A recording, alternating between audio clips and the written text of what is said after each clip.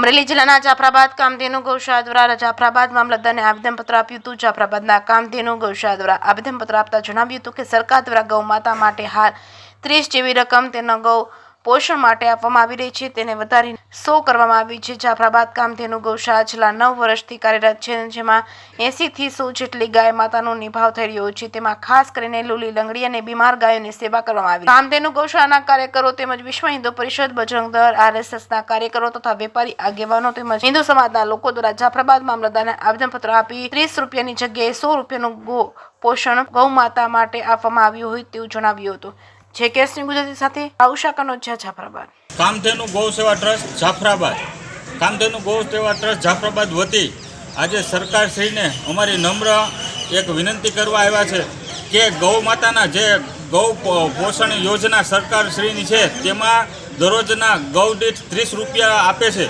તો અત્યારે મોંઘવારી પ્રમાણે અને ઘાસચારાનો ભાવ જોઈ અને સમસ્ત ગુજરાતમાં પાંજરાપોળ કે ગૌશાળા એક સાથે મળીને સરકારશ્રીને સૌને આવેદનપત્ર આપેલું છે કે જે 30 રૂપિયા છે તો એક પૂળાનો ભાવ જ 30 રૂપિયા થાય છે।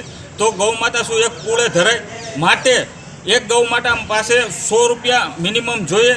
તો સરકારશ્રીને કામધેનુ ગૌ સેવા ટ્રસ્ટ વતી અને સમસ્ત જાફરાબાદના વેપારી એસોસિએશન, સમસ્ત હિન્દુ સમાજ, વિશ્વ હિન્દુ પરિષદ, બજરંગ દળ, RSS અને મીડિયા મિત્રો દ્વારા અમે એક રિક્વેસ્ટ કરવા આવ્યા છે મામલતદાર સાહેબને કે અમારે ગૌ માતામાં જે 30 રૂપિયાનું જે પોષણ યોજના ચાલુ છે તેમાં 100 રૂપિયા કરી અને એક ગૌ માતાને એક સહાયરૂપ થાય। કારણ કે શહેરમાં અત્યારે ક્યાંય પણ ગૌચરણની જમીન રહી નથી। ગામડું હોય તો હજી હાલે, પણ શહેરમાં અત્યારે અઢળક આપ જોતા હશો માલઢોર રખડતા હોય તો 100 રૂપિયા ખર્ચો કરે તો ગૌશાળાવાળા અને પાંજરાપોળવાળા પણ તેમને મદદરૂપ થઈ શકે। માટે કામધેનુ ગૌ સેવાની અમારી વિનંતી છે કે વહેલામાં વહેલી તકે ગૌ પોષણ યોજનામાં સુધારો કરી અને ગૌ માતા દીઠ 100 રૂપિયા કરે, એટલું। જય ગૌ માતા।